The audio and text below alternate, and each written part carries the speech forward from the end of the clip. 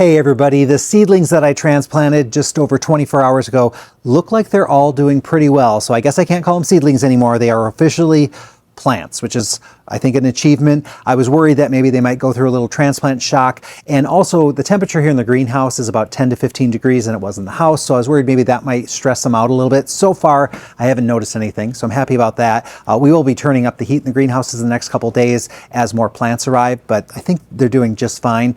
So now that I've got this done and this is under my belt, I'm going to try some more seeds. So I'm going to do things a little bit differently though. I'm still going to soil block, but instead of using a seed starting mix, I'm going to just use some of the soil that we use here in the greenhouse.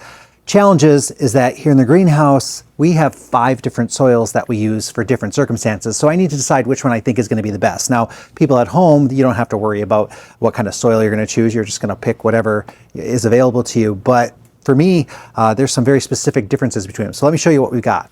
So here's some of the soil that I have to choose from. We have an all-purpose potting mix. I know that one will work probably pretty well. And then we also have a perennial mix, and that one is a little coarser, has more bark in it. I don't think that one's going to be good for seed starting because your seeds don't start well if they're against like pieces of wood or kind of there's pockets of air or anything like that. So I don't want to use that one. We also have one that's a little lower pH. We have another one that doesn't hold much water. It's a really light one. We use that more for begonias and succulents and things like that. And then there's another one that I don't remember what the other one is, but each one has a little bit different purpose. They're all very similar though. Now I did plant up some of my seedlings already, and so I know like the high pH one, that one's good for geraniums and celosia. So I had some celosia and so I used it for that one. But the other ones I'm just using the general potting mix, but I'm very disappointed because I went through and used one bag of it and I like the texture of it. It seemed to be working really well. I opened up another bag, exact same mix, and it was very different. It had a lot more fiber in it, more roots, more pieces and bits in it. So I was a little frustrated with that because these should all be quite consistent. So I'm hoping maybe it's just at the top of that bag or maybe it's just that one bag. But if we start opening up more and there's a lot of that in there, that's going to be a bit of a disappointment because I even noticed when I had made the soil blocks, they mixed pretty much the same, but it did end up that the one that had all the roots and stuff was much lighter, so it wasn't holding on to as much water as the other one. So that could become a problem later because that could dry out a lot faster on me. We'll see what happens, but it's kind of interesting to have this much soil to choose from. Normally I would just kind of go with whatever I found at the store, but in this situation I actually had to think about it, which was interesting. Usually at the store you're like, there's cactus mix, there's like the one with fertilizer, the seedling mix, there's only a couple choices, but here I kind of felt like, okay, I got to be more scientific, but in the end, I think I'm just going to go with the general purpose one anyway, probably very similar to the one that you could buy at the store. Now, I do realize I could get a metal screen and I could kind of filter out my soil and get those chunks out and only let the smaller particles go into my soil for my soil blocking, but I'm not going to take the time. I don't have the screen handy anyway, so I'm just going to go with it. And there are some chunks in here, every here and there I notice, but I think they're going to be okay. These are all plants that you could direct sow into your own soil, so I kind of figure we'll give it a go. Although this alyssum might be a little trickier. We'll see. I'm not too worried about it. But this is some alyssum that I had been cold stratifying in the refrigerator using the wet paper towel method. So let's just see if I can get at some of these seeds. These are really tiny seeds, so hopefully it's not too hard. This is a little frozen. So it got extra cold in my refrigerator. But yeah, there's all kinds of little seeds in here. Gosh, I can hardly see them though.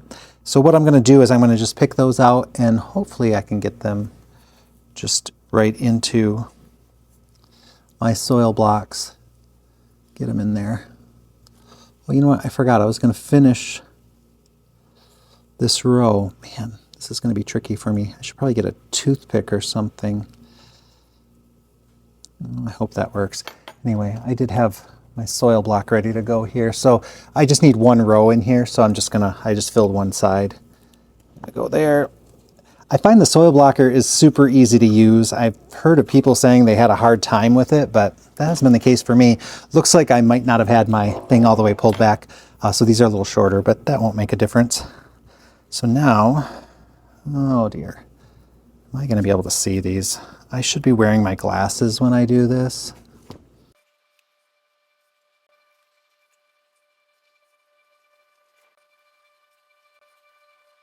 Now, one thing I've noticed is that it does help if I use my finger as a guide so I don't forget which cells I put the seeds in, especially when you're dealing with small seeds. I know with the celosia, the seeds were black, and so it became very difficult for me to see them against the soil. So I just kind of move my finger as I plant them so I don't forget where I was. I don't want to overplant or underplant anything. And then also, with these here, I'm going to be keeping them in the soil blocks a lot longer than I did the other ones. The other ones were kind of just because I really wanted to try those out, try out the soil blocking, try to have a little bit of success, and I didn't know how long those plants would need, so I started them nice and early. These here, it's more a case of I need them to be able to stay in the soil block a little longer, so that's why the soil blocks I'm hoping might be a better option than me putting them in little trays, because the trays, they'd be at risk for getting root bound, whereas in the soil blocks, they're less likely to get root bound. So I'm hoping my plan works. We'll wait and see.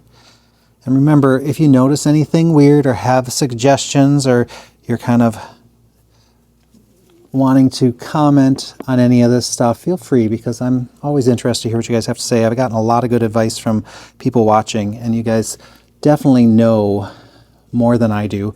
So I appreciate every comment.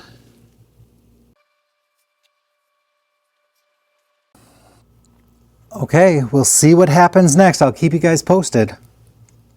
Please germinate, please, please. So these I'm going to wrap back up, maybe pop them back in. I don't know that I'm going to need more alyssum than what I have there, but don't want to waste the seed, right? We'll wait and see.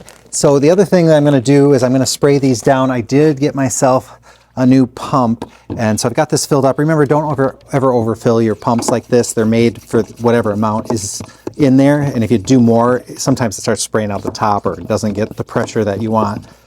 So we'll see. The knob's adjustable. I think it should be set from the last time I did it. And I just give them a good soak when I do this. Don't think that you're going to be able to keep the spray just on your seedlings. It's going to get all over the table and everywhere, so be prepared for that. Give yourself some extra room and put it in a spot where you don't have to worry so much about that.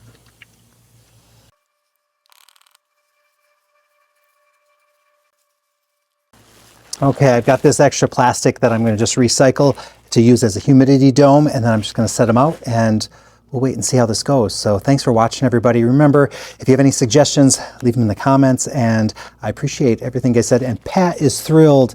If you watch any of the seed starting videos with Pat, she just loves when you guys leave her comments. So go ahead, and if you haven't seen those videos, go ahead and watch them and let her know what you're thinking. And I'll talk to you guys all very, very soon.